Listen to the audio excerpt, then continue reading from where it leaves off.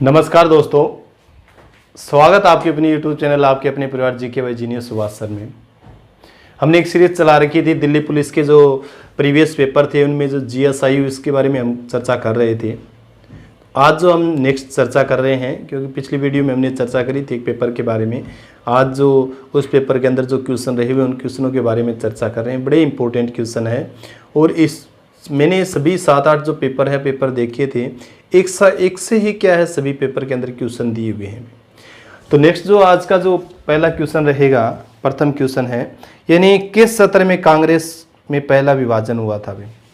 Very very important question है। पिछली video में भी इस तरह से संबंधित एक क्वेश्चन आया हुआ था, यानी कांग्रेस में विभाजन कब हुआ था, ये आपका क्वेश्चन है। अभी कांग्रेस में विभाजन का जैसे जिक्र करते हैं तो कांग्रेस में विभाजन हुआ था, आपको ध्यान हो 1907 में भी। कब हुआ था? 1907 में। सूरत विभाजन कहते हैं इसको भी, सूरत विभाजन। वेरी वेरी इंपॉर्टेंट क्वेश्चन है। सूरत विभाजन किसे कहेंगे? सूरत विभाजन का मतलब होता है कांग्रेस में क्या हो गया था, बंटवारा हो गया था, कांग्रेस विभाजन हो गया था। एक आपका नरम दल का जैसे जिक्र करते हैं और एक आपका गरम दल भी। यानी एक नरम दल, जो नरम दल वो क्या था, सत्य अहिंसा पर चलने वाला था, और गरम दल क्या था, गरम मतलब हम समझते हैं क्या थे, गरम यानी लड़ाई झगड़े के साथ, शस्त्र के साथ क्या करनी है, आज़ादी लेनी है। तो कांग्रेस का विभाजन हुआ था 1907 में, सूरत विभाजन के नाम से जाना जाता है। नरम दल और गरम दल दो रूपों में क्या है आपकी कांग्रेस बंट गई थी। नरम दल के नेता जैसे बदरुद्दीन तैयबजी का हम जिक्र करते हैं, ये जो आपके नेता थे, उसमें दादा भाई नारोजी का जैसे जिक्र करते हैं, ये नेता रहे हैं। इसके अलावा आपको ध्यान होना चाहिए इस चीज़ के बारे में, गरम दल के जो नेता रहे हैं, गरम दल के जो नेता रहेंगे आपके कौन से, लाल बाल पाल, यानी लाला लाजपत राय, विपिन चंद्र पाल का जैसे जिक्र करते हैं, और बाल गंगाधर का। कांग्रेस की स्थापना सबसे ज़्यादा इंपॉर्टेंट क्वेश्चन है, 1885 में हुई थी भी। कहाँ पर हुई थी? बम्बई के अंदर भी। और किसने स्थापना की थी इसकी? A.O. हयूम ने भी। A.O. हयूम, ये आपको क्लियर होना चाहिए। यानी संस्थापक कौन थे इसके? संस्थापक का जैसे हम जिक्र करते हैं, संस्थापक है तो संस्थापक A.O. हयूम थे। और A.O. हयूम आपको ध्यान होना चाहिए एक अधिकारी थे। इटावा उत्तर प्रदेश का, जैसे मैंने कई बार आपको बताया, इटावा उत्तर प्रदेश की क्या थे, वो उपायुक्त DC थे, सेवानिवृत्त थे, DC रहे थे, आपको ध्यान होना चाहिए। और इसके अध्यक्ष का, प्रथम अध्यक्ष बहुत बार पूछा जाता है, तो प्रथम जो अध्यक्ष थे भारतीय राष्ट्रीय कांग्रेस के वो कौन थे? WC बनर्जी थे भी। क्या थे? WC बनर्जी, यानी व्योमेश चंद्र बनर्जी पहले अध्यक्ष थे। ये पूछा जाता है सबसे ज़्यादा। इसके अलावा मुस्लिम भी पूछा जाता है भी, मुस्लिम अध्यक्ष कौन थे? तो बदरुद्दीन तैयबजी। ये क्वेश्चन सबसे ज़्यादा रिपीट होता है, बदरुद्दीन तैयबजी वाला। अंग्रेज का जिक्र करें, जॉर्ज यूले था। और पारसी का जैसे मैंने पहले भी जिक्र किया था, आपके दादा भाई नारोजी थे। वयोवृद्ध व्यक्ति भी दादा भाई नारोजी थे। युवा आपके मौलाना अबुल कलाम आज़ाद का जैसे हम जिक्र करते हैं। और महिला आपकी एनी बेसेंट, और भारतीय महिला आपकी सरोजनी नायडू का जैसे जिक्र करो। तो ये चीज़ आपको क्लियर होना चाहिए। अब कई बार ये क्वेश्चन पूछा गया है भी 1907 में भारत विभाजन हुआ था, उस समय भारतीय राष्ट्रीय कांग्रेस के अध्यक्ष कौन थे? ये कई बार ठीक है, यानी सूरत जो विभाजन हुआ था भारतीय राष्ट्रीय कांग्रेस का सूरत में, तो उस समय उसके अध्यक्ष कौन थे भारतीय राष्ट्रीय कांग्रेस के? ये क्वेश्चन कई बार पूछा गया है, बहुत इंपॉर्टेंट जो आपका क्वेश्चन है। उस समय जो आपके अध्यक्ष थे रास बिहारी घोष थे भी। कौन थे? रास, जैसे जिक्र करोगे रास बिहारी घोष भी। क्या है? रास बिहारी घोष, यानी रास बिहारी घोष उस समय क्या थे? इसके अध्यक्ष थे। ये चीज भी आपको क्लियर होना चाहिए। यानी 1907 में भारतीय राष्ट्रीय कांग्रेस के अध्यक्ष कौन थे? आपके रास बिहारी घोष। और वर्तमान में भारतीय राष्ट्रीय कांग्रेस के जो अध्यक्ष है वो कौन है? सोनिया गांधी है। ये चीज़ भी आपको क्लियर होना चाहिए। वेरी वेरी इंपॉर्टेंट क्वेश्चन है। तो ये सभी की चीज़ें आपको ध्यान होना चाहिए, क्योंकि हमेशा भारतीय राष्ट्रीय कांग्रेस से आपकी क्वेश्चन पूछे जाते हैं। नेक्स्ट जो क्वेश्चन दिया हुआ है, भारत छोड़ो आंदोलन का दूसरा नाम क्या है? भारत छोड़ो आंदोलन सभी बच्चे जानते हैं। 8 अगस्त 1942 का जब हम जिक्र करते हैं, भारत छोड़ो आंदोलन भी, यानी भारत छोड़ो आंदोलन की शुरुआत हुई थी, उसको किस अन्य नाम से भी जाना जाता है भी? अब जैसे हाल ही में हम जिक्र करें तो अगस्त क्रांति के रूप में भी, किस रूप में? अगस्त क्रांति जैसे आया था ना, अभी चर्चा कर रहे थे 8 अगस्त को, अगस्त क्रांति के रूप में अंतर्राष्ट्रीय जो यूनियन है, राष्ट्रीय स्तर की यूनियन ने हड़ताल, जो जेल भरो आंदोलन जो शुरू किया था। तो आपको ध्यान होना चाहिए, भारत छोड़ो आंदोलन सबसे पहले थे भारत छोड़ो आंदोलन। तो भारत छोड़ो आंदोलन का दूसरा जो नाम क्या है वो अगस्त क्रांति भी क्या है आपका, अगस्त क्रांति है। अब अगस्त क्रांति क्यों कहते हैं, क्योंकि 8 अगस्त 1942 को इसकी शुरुआत हुई थी। कहां से शुरुआत हुई थी आपकी, बंबई से भी। कहां से, इसकी बंबई से। गवालिया टैंक का जैसे जिक्र करते, गवालिया टैंक, ठीक है। यहां से क्या हुई थी, इसकी शुरुआत हुई थी अगस्त क्रांति 8 अगस्त 1942 को। और यहीं पर आपको ध्यान होना चाहिए, महात्मा जो गांधी थे भी, क्या थे महात्मा गांधी। महात्मा गांधी ने क्या नारा दिया था, करो या मरो का भी। ये बहुत इंपॉर्टेंट, करो या मरो, ये डू एंड डाई का जो नारा दिया था महात्मा गांधी, यानी सत्य अहिंसा का पुजारी। लास्ट में 1942 में ये कहता है भी करो या मरो, हमें क्या है, आज़ादी चाहिए। भी सत्य अहिंसा का तो हमने उपदेश दे दिया, सत्य अहिंसा तो आज़ादी नहीं मिलनी है, अब तो करो या मरो, या तो करो या फिर मरो, हमें क्या चाहिए, आज़ादी चाहिए। तो हिंसा पर उतारू हो गए, तो ये चीज़ भी आपको क्लियर हो, यानी सत्य और अहिंसा का पुजारी हिंसा पर उतारू हो गया था, करो या मरो का नारा दिया था भारत छोड़ो आंदोलन के दौरान। वेरी वेरी इंपॉर्टेंट क्वेश्चन है, कई बार पूछा गया है भी कहाँ से इसकी शुरुआत हुई थी, तो बंबई के गवालिया टैंक से भी। और आपको ध्यान होना चाहिए, अगस्त क्रांति के बाद अंग्रेज जो सरकार है वो चाहती थी, अंग्रेज सरकार भी, ठीक है, अंग्रेज सरकार। और अंग्रेज सरकार ने भारतीयों को निर्देश दिया भी प्रथम विश्व युद्ध समाप्त होने के बाद आपको आज़ाद कर दिया जाएगा।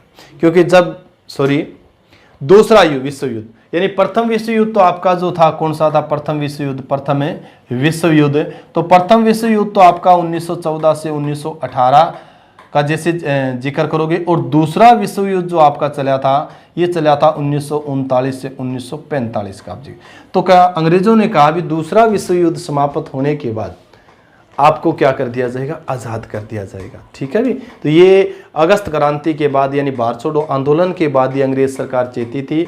और जैसे 1945 में जापान के आत्मसमर्पण करने के बाद दूसरा विश्व युद्ध जो समाप्त हुआ था, तो घोषणा कर दी गई थी, आपको ध्यान, जो बेबेली योजना, अलग अलग तरह की योजनाएं जो आई थी, भी भारत को क्या कर दिया जाएगा भाई, आज़ाद कर दिया जाएगा। और 15 अगस्त 1947 को भारत को क्या कर दिया गया, आज़ाद कर दिया। तो भारत छोड़ो आंदोलन का दूसरा नाम है अगस्त क्रांति भी है भी। कई बार बच्चे कंफ्यूज हो जाते हैं कोई नया नाम आते ही। नेक्स्ट जो क्वेश्चन दिया हुआ है, सलारजंग संग्रहालय कहाँ स्थित है। वेरी वेरी इंपॉर्टेंट क्वेश्चन है भी, और बड़ा ही सुंदर संग्रहालय है भी, तेलंगाना की राजधानी हैदराबाद में भी। सलारजंग संग्रहालय का जैसे जिक्र किया है, सलारजंग संग्रहालय। तो सलारजंग संग्रहालय कहां पर आपका, हैदराबाद में भी। कहां पर आपका, हैदराबाद में। बहुत बार ये क्वेश्चन पूछा जाता है, मैंने कई बार इस क्वेश्चन को देख लिया। इस क्वेश्चन को क्या, इस म्यूजियम को भी देखने का काम किया था। बड़ा ही सुंदर म्यूजियम है। अगर हम जिक्र करें भारतीय उपमहाद्वीप के अंदर सबसे बड़ा और प्राचीन संग्रहालय भी अगर कोई है तो कौन सा है आपका, ये रहेगा आपका सलारजंग संग्रहालय भी, ठीक है। भारतीय उपमहाद्वीप के अंदर सबसे प्राचीन और बड़ा संग्रहालय, भारतीय उपमहाद्वीप के साथ साथ इसकी एशिया में भी गणना होती है भी, यानी एशिया का भी सबसे बड़ा और प्राचीन जो संग्रहालय है वो कौन सा आपका, सलारजंग संग्रहालय है। कहाँ पर स्थित आपका, हैदराबाद में है। और हैदराबाद किस नदी के किनारे स्थित है, मुस्सी नदी के। ये क्वेश्चन भी बहुत बार आपका पूछा जाता है। हैदराबाद किस राज्य की राजधानी है, तेलंगाना की भी। किसकी राजधानी है, तेलंगाना की। पहले राजधानी किसकी होती थी, तेलंगाना। 2014 से पहले हम जिक्र करते हैं आंध्र प्रदेश की थी। हैदराबाद में आपका कौन सा स्थान है, जो एक म्यूजियम है, संग्रहालय है, सलारजंग संग्रहालय भी, ठीक है भी। भारत का अगर हम जिक्र करें, भारत का सबसे बड़ा म्यूजियम अब जो जिक्र करते हैं, राष्ट्रीय संग्रहालय है, इंडियन म्यूजियम का जैसे जिक्र करते हैं। और इंडियन म्यूजियम आपका रहेगा कोलकाता के अंदर। मैंने एक दिन पहले भी आपको जिक्र किया था भी कोलकाता के अंदर कई अच्छी बड़ी साइटें हैं। जैसे हम जिक्र करते हैं, भारत में सबसे पहले मेट्रो भी कोलकाता में चली थी। सबसे बड़ा संग्रहालय भी अगर हम जिक्र करें वर्तमान समय में, तो आपका कौन सा है, आप जिक्र करोगे, इंडियन म्यूजियम है कोलकाता के अंदर। और सबसे बड़ी तारामंडल भी हम जिक्र करते हैं तो MP बिरला प्लेटेनियम तारामंडल है, वो भी आपकी कोलकाता के अंदर। सबसे बड़ा गार्डन का भी जिक्र करें, हैंगिंग गार्डन कोलकाता है। सबसे बड़े पोस्ट ऑफिस का भी हम जिक्र करें तो आप post office, Kolkata post office है। इसके अलावा आप जिसे जिक्र करते हो और भी बहुत सी ऐसी चीज़ें हैं, जहाँ पर क्या है, कोलकाता।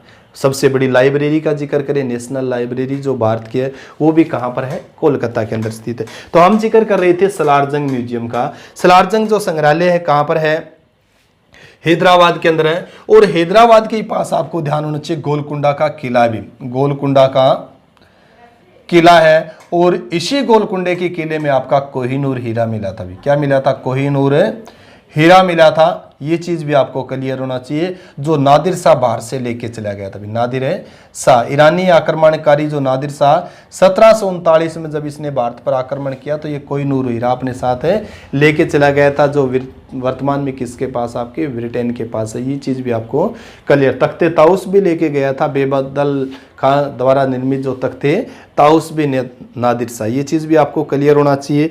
इसके अलावा जैसे गोलकुंडा का किला, 4 मीनार भी है भी यहाँ पर। क्या है आपकी 4 मीनार, और 4 मीनार के पास ही आपकी मेका मस्जिद भी है भी। क्या है, मेका मस्जिद। मेका मस्जिद या मक्का मस्जिद के नाम से भी इसको जाना जाता है। इसके अलावा एनटीआर गार्डन भी है यहाँ पर भी। क्या, एनटीआर गार्डन भी है। और हुसैन सागर झील भी है इसके पास भी। क्या, हुसैन सागर है, ठीक है, झील। हुसैन सागर झील है, ये सिकंदराबाद और हैदराबाद के बीच में स्थित है। इसीलिए कहते हैं भी हैदराबाद और सिकंदराबाद भारत के जुड़वा नगर है। और हुसैन सागर झील के बीच ही आपका क्या है, स्टेचू है, किसका, महात्मा बुद्ध का। यानी महात्मा बुद्ध को किस नाम से जाना जाता है, एशिया के ज्योतिपुंज के नाम से जाना जाता है। तो ये चीज़ भी आपको क्लियर होना चाहिए। इसकी स्थापना कब हुई थी, तो ये आपको ध्यान होना चाहिए 1951 में भी। कब हुई थी, 1951 में सलारगंज संग्रहालय की स्थापना की गई थी। ये चीज आपको क्लियर होना चाहिए। इसके अलावा जैसे जिक्र करें, सलारजंग संग्रहालय है, इसमें 38 गैलरियां हैं। कितनी गैलरी है, 38 गैलरी है, 38 गैलरी है। और लगभग 43,000 कलाकृतियां हैं भी। क्या है, कला कीर्तियां। जब आप देखने जाओगे ना, खासकर गर्मी के मौसम में जाओ चाहे सर्दी में, वहां पर क्या है, वार्तानुकूलित, भारत का सबसे बड़ा वार्तानुकूलित म्यूजियम भी सलारजंग म्यूजियम है। और अलग अलग कल्चर, वेस्टर्न कल्चर की कलाकृतियां आपको अलग मिलेगी, इंडियन कल्चर की कलाकृतियां अलग मिलेगी, भारत की प्राचीन पांडुलिपियां आपको अलग देखने को मिलेगी। तो ये चीजें भी आपको क्लियर होना चाहिए, बहुत इंपॉर्टेंट है। जैसे जिक्र करें तो लगभग 43,000 क्या है यहाँ पर कलाकृतियां हैं। लाखों पर्यटक हर साल क्या है यहाँ पर आते हैं। सलारजंग संग्रहालय आपका जैसे कहाँ पर है, हैदराबाद के अंदर जैसे जिक्र करते हैं। और एक आपका सलारजंग गेट भी है भारत हरियाणा में जैसे जिक्र करें तो ये आपका पानीपत में भी, कहाँ पर है, पानीपत के अंदर। नेक्स्ट जो क्वेश्चन दिया हुआ है बहुत इंपॉर्टेंट क्वेश्चन है, जैसे जिक्र करते हैं, लिपुलेख दर्रा भारत के किस राज्य में है। सभी बच्चों को अगर ज्यादा दर्रों के बारे में जानकारी चाहिए तो इंडियन ज्योग्राफी की जो दर्रा से संबंधित हमने वीडियो बना रखी है, उस वीडियो को आप देख सकते हो। एक दर्रे का हम जैसे जिक्र करेंगे भी, कौन सा दर्रा है आपका, लिपुलेख दर्रा भी। कौन सा दर्रा है आपका, लिपुलेख दर्रा। ये भारत के किस राज्य में, ये क्वेश्चन आपका पूछा हुआ था, तो उत्तराखंड में है भी। कहां पर है, उत्तराखंड में। और उत्तराखंड के किस भाग में, कुमायूं में भी। किस में है, कुमायूं में, ठीक है। मैंने उत्तराखंड के आपको 2 संभाग बताए थे, एक तो आपका कुमायूं है और दूसरा आपका कौन सा है, गढ़वाल है भी। क्या है, गढ़वाल। तो कुमायूं जो उत्तराखंड है आपके जो आपका संभाग है, उस संभाग में कौन क्या है आपका, लिपुलेख दर्रा है भी, ठीक है। वेरी वेरी इंपॉर्टेंट क्वेश्चन है, ये चीज आपको क्लियर होना चाहिए। लिपुलेख दर्रा जो है, अब लिपुलेख जो दर्रा है, ये लिपुलेख, ये किसको जोड़ता है, दर्रा मीन्स सबसे पहले तो आपको क्लियर होना चाहिए, दर्रा मतलब होता है पास, PASS, पास। पास का मतलब क्या होता है, जैसे मैंने आपको बताया था अभी, पर्वत जो पहाड़ होते हैं इसके बीच में टेढ़ा मेढ़ा जो रास्ता होता है, यानी यहाँ से इस रास्ते से इस चोटी पर, फिर इधर से इस जो टेढ़ा मेढ़ा जो रास्ता है, उसी को हम क्या बोलते हैं, दर्रा या पास बोलते हैं, दर्रा या पास। आप बच्चों का भी एक क्वेश्चन है, थोड़ा सा मेरे को बताना इस चीज के बारे में, मैं पूछ रहा हूं आपसे, कमेंट बॉक्स में इसका जवाब लिख के बताना है। दर्रा अभ्यारण्य भारत के किस राज्य में है, दर्रा अभ्यारण्य भारत के किस राज्य में है, ठीक है। ये थोड़ा सा कमेंट करके मेरे को बताना। दर्रा जैसे नाम आया तो थोड़ा ध्यान है, दर्रा अभ्यारण्य भारत के किस राज्य में है, ये आपको कमेंट करके मेरे को बताना। तो दर्रा जैसे लिपुलेख दर्रा का हम जिक्र कर रहे थे, टेढ़ा मेढ़ा रास्ता होता है, ये आपको ध्यान होना चाहिए, भारत व तिब्बत को जोड़ता भी, भारत व तिब्बत, यानी भारत व तिब्बत को जोड़ने वाला जो दर्रा है वो कौन सा दर्रा है? लिपुलेख दर्रा है। कौन सा दर्रा है आपका? लिपुलेख दर्रा है। और किस राज्य में है? आपके उत्तराखंड में भी। किस राज्य में? आपके उत्तराखंड में है। खास करके इसी लिपुलेख दर्रा से आपके मानसरोवर और कैलाश यात्राएं की जाती है। अभी मानसरोवर यात्रा जो होती है ना तिब्बत में जब जाते हैं, कैलाश यात्रा भी तिब्बत में जब जाते हैं, तो किस दर्रे से होके जाते हैं? आपके लिपुलेख दर्रा से होके जाते हैं। और बद्रीनाथ केदारनाथ का भी हम जिक्र करें तो बद्रीनाथ केदारनाथ जाने के लिए भी किस दर्रे का प्रयोग किया जाता है? आपके लिपुलेख दर्रे का भी। किस दर्रे का? लिपुलेख दर्रा। इसके अलावा और भी उत्तराखंड के अंदर दर्रे हो सकता है नेक्स्ट जो आने वाली जो एग्जाम है उसमें आपसे पूछ लिया जाए इन दर्रों से संबंधित भी। जैसे माना दर्रा का जैसे जिक्र करते हैं, कौन सा दर्रा आपका? माना दर्रा भी। माना दर्रा का जैसे आप जिक्र करोगे, उसके बाद में जैसे जिक्र करोगे माना दर्रा के बाद में, ठीक है, एक नीति दर्रा भी। कौन सा आपका? नीति दर्रा। यानी माना दर्रा, नीति दर्रा और लिपुलेख जो दर्रा है, ये दर्रे आपके किस राज्य के अंदर? उत्तराखंड के अंदर। किस राज्य में? आपके उत्तराखंड के अंदर। कुमायूं का जैसे हम जिक्र करते हैं, कहां पर जिक्र करोगे आप? कुमायूं। इसके अलावा जम्मू कश्मीर भी, यानी उत्तराखंड का जैसे पड़ोसी राज्य का हम जिक्र करते हैं, जम्मू कश्मीर में भी बहुत से दर्रे हैं और बड़े दर्रे भी हैं। ये चीज भी आपको क्लियर होना चाहिए। सबसे बड़ा जो दर्रा है वो कराकोरम दर्रा है। कौन सा दर्रा है आपका? भारत का सबसे बड़ा दर्रा कौन सा है? वो कराकोरम दर्रा है। किस राज्य के अंदर है? जम्मू कश्मीर में है। किस राज्य में? जम्मू कश्मीर में। खासकर सियाचिन ग्लेशियर का जब हम जिक्र करते हैं तो वहीं पर आपका कौन सा है? कराकोरम दर्रा है। इसके अलावा जैसे जिक्र करते हैं पीर पंजाल दर्रा भी है जम्मू कश्मीर में, जोजिला दर्रा का भी जिक्र करते हो और बनिहाल दर्रा का भी जैसे जिक्र करते हो। बनिहाल दर्रा वही है जहां से आपकी जवार सुरंग गुजरती है। भी क्या गुजरती है? जवार है सुरंग है। इसके अलावा जैसे बुर्जिल दर्रा भी है। भी क्या है आपका? बुर्जिल दर्रा भारत और पाकिस्तान को जोड़ने का जो काम करता है। और बनिहाल दर्रा जो है ये जम्मू और श्रीनगर को जोड़ने का काम करता है, यानी जम्मू और श्रीनगर को। वेरी वेरी इंपॉर्टेंट है। तो आपका लिपुलेख दर्रा भारत के किस राज्य में है? उत्तराखंड में है। माना दर्रा का और नीति दर्रा का भी हम जिक्र करें तो ये भी भारत के किस राज्य में है? उत्तराखंड में है। और उत्तराखंड के किस भाग का हम जिक्र करें? कुमायूं हिमालय में भी। कुमायूं जो संभाग है, कुमायूं संभाग के अंदर ये स्थित है। नेक्स्ट क्वेश्चन आपका दिया हुआ है, निम्नलिखित झील में से कौन सी नमकीन झील है? यानी झील जो दी हुई आपकी उसमें से आपको नमकीन झील बतानी है। यानी 4 झीलें दी हुई आपकी, तो नमकीन झील कौन सी? नंबर 1 दिया है डल झील है। दूसरा जो आपका कौन सा है? बुल्लर झील है। तीसरी आपकी गोविंद सागर है। और चौथी आपकी सांबर झील है। क्या है? सांबर। तो नमकीन झील कौन सी रहेगी? आपकी सांबर झील। यानी सांबर झील को आप किस नाम से जानोगे? ये 3 जो झीलें हैं इसका पानी क्या है? मीठा है। क्या है? मीठा। तो हम इसको मीठे पानी की झील बोलेंगे। जबकि सांबर है ये आपकी नमकीन झील है। भी क्या है? आपकी नमकीन झील है। और भारत में सबसे ज्यादा भी, भारत में सबसे ज्यादा जो नमक निकाला जाता है, तो सबसे ज्यादा नमक भी किस झील से निकाला जाता है? सांबर। भारत में सर्वाधिक नमक का उत्पादन किया जाता है गुजरात में।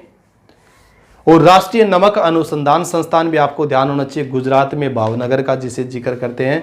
जबकि सबसे ज्यादा नमक किस झील से निकाला जाए अगर पूछे तो वो आपकी झील कौन सी है? सांबर झील है। ठीक है। हिंदुस्तान साल्ट लिमिटेड, हिंदुस्तान है साल्ट लिमिटेड यहां से नमक निकालने का काम करता है। भारत की सबसे बड़ी आंतरिक खारे पानी की झील अभी आंतरिक है नमकीन झील। अब आंतरिक मीन्स क्या होता है? जैसे पढ़ते हैं हम भी, भारत की सबसे बड़ी झील तो आपकी कौन सी है? चिल्का झील है। परंतु चिल्का एक लेंगुन झील है। चिल्का क्या है? आपकी एक लेंगुन झील है। जबकि भारत की सबसे बड़ी आंतरिक खारे पानी की झील जो रहेगी वो कौन सी रहेगी? आपकी सांबर रहेगी। ये चीज भी आपको पढ़ना है अभी। ठीक है भी। तो यहां से सबसे ज्यादा सर्वाधिक क्या निकाला जाता है? नमक निकाला जाता है। और भारत का लगभग 60% भी, कितने प्रतिशत है? 60% यहां से नमक। इसके अलावा डल झील का भी जिक्र करें तो ये श्रीनगर में है। भी श्रीनगर में है। नौकायन झील है। भी क्या है? आपकी एक नौकायन झील है। और श्रीनगर डल झील का जैसे जिक्र करते हैं। ये श्रीनगर वही है जो राजा अशोक के द्वारा बसाया हुआ शहर है श्रीनगर, ठीक है। श्रीनगर में आप डल झील का जैसे जिक्र करोगे, बहुत इंपॉर्टेंट है। मीठे पानी की भी झील है, ये चीज भी आप क्लियर कर सकते हो। इसके अलावा जैसे जिक्र करते हैं इस चीज के बारे में, एक बुल्लर जो झील आपकी है, बुल्लर झील है, ये भारत की सबसे बड़ी मीठे पानी की भी, भारत की सबसे बड़ी मीठे पानी की जैसे जिक्र करें, मीठे पानी की, वह ताजे पानी की भी पूछ लेते हैं कई बार भी, ताजे पानी की। तो भारत की सबसे बड़ी मीठे पानी की या ताजे पानी की जो झील रहेगी वो कौन सी रहेगी? बुल्लर झील। कौन सी झील रहेगी आपकी? बुल्लर झील। और बुल्लर झील भी किस राज्य के अंदर? जम्मू एंड कश्मीर में है, झेलम नदी के किनारे। किस नदी के किनारे है आपकी? झेलम नदी के किनारे है। और इस झील को गोखुर झील के नाम से भी जाना जाता है। और आपको ये चीज भी क्लियर होना चाहिए भी किस झील के नाम से? गोखुर झील के नाम से भी इसको जाना जाता है। इसके अलावा डल झील जो आपकी है वो हिमानी निर्मित है भी। क्या है आपकी? डल झील हिमानी निर्मित झील है। और सर्दियों के मौसम में डल झील का पानी क्या हो जाता है? जम जाता है भी। क्या हो जाता है? जम जाता है। Very very. इसके अलावा गोविंद सागर झील का हम जिक्र करें, गोविंद सागर जो झील है ये कृत्रिम झील है भी, यानी जिक्र करोगे आप है कृत्रिम झील है भी। कृत्रिम झील या मानव निर्मित का जैसे जिक्र करते हैं, मानव निर्मित भी, यानी मानव निर्मित सबसे बड़ी झील कौन सी आपकी? गोविंद सागर झील है। और गोविंद सागर जो भाखड़ा डैम का हम जिक्र करते हैं उसके पीछे जो झील बनी हुई है सतलुज नदी के किनारे, तो ये झील आपकी कौन सी है? वो गोविंद सागर झील है। सिखों के 10वें गुरु गुरु गोविंद सिंह के नाम पर इसको गोविंद सागर नाम दिया गया है। खालसा पंथ के जो संस्थापक है सिखों के 10वें गुरु गोविंद सिंह है, उन्हीं के नाम पर इसको गोविंद सागर नाम है दिया गया। तो ये चीज भी आप पढ़ सकते हो। क्वेश्चन तो आपका एक ही था, यानी भारत की खारे पानी की जो झील है, नमकीन झील कौन सी आपकी? सांबर झील का जैसे हमने जिक्र कर रहे थे। पर सांबर के साथ साथ आपको ये जानकारी भी पढ़ो, जितना भी आप पढ़ सकते हो जोड़ने की कोशिश किया करो। ये तो मैं कुछ ब्रीफ सा इनके बारे में आपको जानकारी दे रहा हूं। अगर हम चैप्टर लेके चले तो बहुत लंबा चौड़ा है, विश्व में भी हम पढ़ सकते हैं। उंगली आकार की झीलें कहाँ मिलती है? तो हम जैसे फिनलैंड का जिक्र करते हैं, यानी अंगूठे आकार की, फिनलैंड का उंगली आकार की जो आपकी 5 झीलों का जो समूह है अमेरिका का अंदर, वो जिक्र करते हैं मीठे पानी की। लेक सुपीरियर का जैसे जिक्र करते हैं। सबसे ऊंची झील कौन सी है विश्व की? तो टीटीकाका का जैसे जिक्र करते हैं। गहरी बेकाल झील का जैसे जिक्र करते हैं। खारी कैस्पियन सागर का जैसे जिक्र करते हैं। ये झीलें भी आप पढ़ सकते हो भी। विश्व की दूसरी जो बड़ी मीठे पानी की झील विक्टोरिया झील का हम जैसे जिक्र कर सकते हैं, जहाँ से आपकी नील नदी, जितने आप स्प्रेड कर सकते हो, जितने आप क्वेश्चन बढ़ा सकते हो उतने ज्यादा आप याद कर सकते हो, ठीक है। तो ये आपकी एक जिक्र कर रहे थे। इसके अलावा एक क्वेश्चन दिया हुआ है, जम्मू कश्मीर में केसर की खेती के लिए निम्नलिखित में से कौन सा स्थान प्रसिद्ध है? इतने दिन हम पढ़ते थे, सिर्फ बच्चे क्या पढ़ते हैं? यही पढ़ते हैं भी केसर की खेती भारत के किस राज्य में सबसे ज्यादा होती है। तो हम पढ़ते हैं भी भारत में केसर की जो खेती है विश्व की सबसे महंगी जो फसल, आपको ध्यान होना चाहिए, महंगी जो है वो केसर की खेती है भी, ठीक है। केसर सर्वाधिक महंगा है, आपको ध्यान होना चाहिए। लाखों रुपए में इसकी क्या होती है? कीमत होती है। तो इतने दिन हम पढ़ते थे भी केसर का उत्पादन जो होता है, केसर का उत्पादन, तो केसर का उत्पादन भारत के किस राज्य में होता है? जम्मू कश्मीर भी। हम यहां तक सीमित रहते थे भी जम्मू कश्मीर, परंतु एसएससी ने दिल्ली पुलिस में ये क्वेश्चन पूछ लिया था भी जम्मू कश्मीर के किस क्षेत्र में सर्वाधिक क्या होता है? आपके केसर का उत्पादन होता है। ये आपका एक क्वेश्चन पूछा गया है। तो सर्वाधिक जो केसर का उत्पादन होता है पंपोर जैसे जिक्र करोगे, पंपोर, ठीक है भी, यानी जम्मू कश्मीर का पंपोर जो क्षेत्र है, पंपोर जिला, उस जिले में सर्वाधिक किसका उत्पादन किया जाता है? केसर का उत्पादन किया। वेरी वेरी इंपॉर्टेंट क्वेश्चन है। पंपोर जैसे जिक्र किया है। पंपोर भी कहते हैं इसको, पामपुर के नाम से भी जाना जाता है, यानी पंपोर भी आ सकता है या पामपुर के नाम से जाना जाता है, ठीक है, पामपुर। यहां पर क्या होती है? सर्वाधिक केसर की खेती होती है। जम्मू कश्मीर के से जैसे जन्नत कश्मीर का जिक्र करते हैं, जन्नत कश्मीर, यानी कश्मीर में भी हम अलग अलग जैसे जिलों के बारे में जन्नत कश्मीर का जैसे जिक्र करते हैं, जन्नत कश्मीर। तो जनत ए कश्मीर के किश्तवाड़ में भी कहां पर होती है? किश्तवाड़।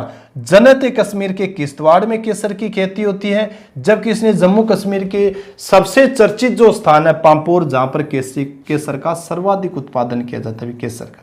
ये चीज भी आपको क्लियर होना चाहिए, ठीक है भी, बहुत इंपॉर्टेंट है आपका ये, जैसे जिक्र करते हैं। और ये पांपोर जो है ना, ये श्रीनगर से 20 किलोमीटर दूर है भी, यानी ये पांपोर कहाँ है आपका? श्रीनगर से 20 किलोमीटर दूर है। ये चीज भी आपको क्लियर होना। जैसे आप जाओगे ना श्रीनगर से पहलगाम, गुलमर्ग, सोनमर्ग जैसे क्षेत्रों में अंदर जाते हो, तो वहां पर आपको किसकी खेती देखने को मिलती है? वहां पर आपको केसर की खेती देखने को मिलती है, ठीक है भी, ये चीज भी आपको क्लियर होना चाहिए। और खासकर कश्मीरी मोगरा, यानी कश्मीरी मोगरा, ये सर्वोत्तम केसर है भी, सर्वोत्तम है केसर है, ठीक है। कभी केसर ले तो आपको ध्यान करना है कौन सी? आपको कश्मीरी मोगरा की, यानी कश्मीरी मोगरा जो केसर है वो क्या है? सर्वोत्तम केसर है भी। क्या है आपकी? सर्वोत्तम है केसर है जम्मू कश्मीर की, जैसे जिक्र करते हैं, वेरी वेरी। और ये कीमती पौधा है भी, जैसे मैंने पहले ही कहा था भी, लाखों रुपए में क्या होती है इसकी कीमत होती है। तो क्या है? एक कीमती, यानी विश्व का सबसे कीमती पौधा कौन सा है? वो केसर का पौधा भी। क्या है? केसर का पौधा है। ये चीज भी आप क्लियर कर सकते हो, बहुत इंपॉर्टेंट है।